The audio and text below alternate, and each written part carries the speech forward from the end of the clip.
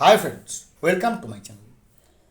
ইন্দু Indu Malhotra committee মহোদয়ের কাছে বা ইন্দু মালহোত্রা মহোদয়ের কাছে যে মেমোরান্ডাম দেওয়া হয়েছে 27 April 2026 confederation of state government employees unity forum এবং কর্মচারী পরিষদ এবং তার সঙ্গে আরও বিভিন্ন সংগঠনের কর্তা ব্যক্তিরা দিল্লির সিএজি অফিসে কমিটির কাছে যে সমস্ত 7 দফা, যেটা আমি আগে একটা ভিডিও করেছিলাম, তার প্রেক্ষিতটা কী হবে, তার আউটকামটা কী হবে, যেটুকু আমরা খবর পাচ্ছি আমাদের রিলায়েবল সোর্স থেকে, যে ইন্দু মালহোত্রা মহোদয় জানতেনই না এই যে সরকার কিভাবে প্রতারণা করছে তার নিজস্ব স্টেট গভর্নমেন্ট এমপ্লয়ীদের কাছে, না জানতেন না।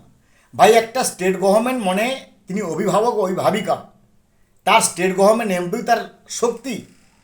কিন্তু কেউ যদি তার স্টেট গভর্নমেন্ট এমপ্লয়ীদের সঙ্গে প্রতারণা করে, তাহলে এটা কিন্তু ইন্দু মালহোত্রা কমিটি জানতেন না বা ইন্দু মালহোত্রা ম্যাডাম জানতেন না।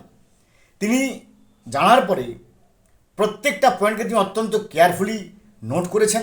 যে কথাগুলো বলেছেন ফিরদৌস শামীম মহোদয়, 25% ডিএর কথা, যেখানে ABCD আসবে না, এআইসিপিআই মানে ডি দিতে হবে। ওয়েস্ট বেঙ্গল সিপিআই এখানে কোথেকে এলো ভাই? ভারতবর্ষ পশ্চিমবঙ্গের মধ্যে না, পশ্চিমবঙ্গ ভারতবর্ষের মধ্যে, তাহলে এআইসিপিআই মানে দিতে হবে। পশ্চিমবঙ্গ তার নিজস্ব সিপিআই এটা করা কখনো গ্রহণযোগ্য হবে না।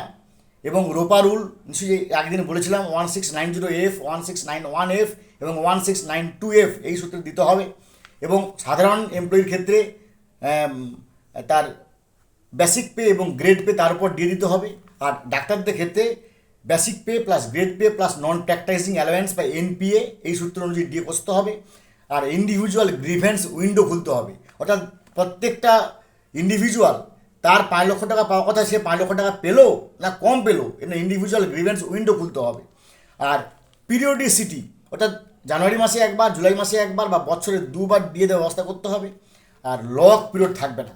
এই যে কথাগুলোকে বলেছিলেন ইন্দু মালহোত্রা মহোদয়ের কাছে মহোদয়, এটা কিন্তু আমরা যেটুকু খবর পাচ্ছি যে ইন্দু মালহোত্রা ম্যাডাম একেবারে নড়েচড়ে বসেছেন এবং তিনি অত্যন্ত কেয়ারফুলি গুরুত্বের সঙ্গে বলেছেন যে এই যে প্রতিবেদন আমার কাছে এলো বা এই যে রিপোর্ট আমার কাছে এলো, এটা অবশ্যই পজিটিভ, যারা কিনা ডিএ পাওয়ার ক্ষেত্রে একটা ধনাত্মক সূত্র হিসেবে কাজ করবে। তো আমরা এক প্রকার নিশ্চিত যে ইন্দু মালহোত্রা মহোদয়া নিশ্চয়ই আমাদের জন্য এবার নড়েচড়ে বসবেন এবং ডিএ যে আমরা পাবো সেটুকু এখনও পর্যন্ত আশার বাণী আমাদের বুকে থাকবে, আছে এবং আশা করি এটা আরও প্রবল হবে।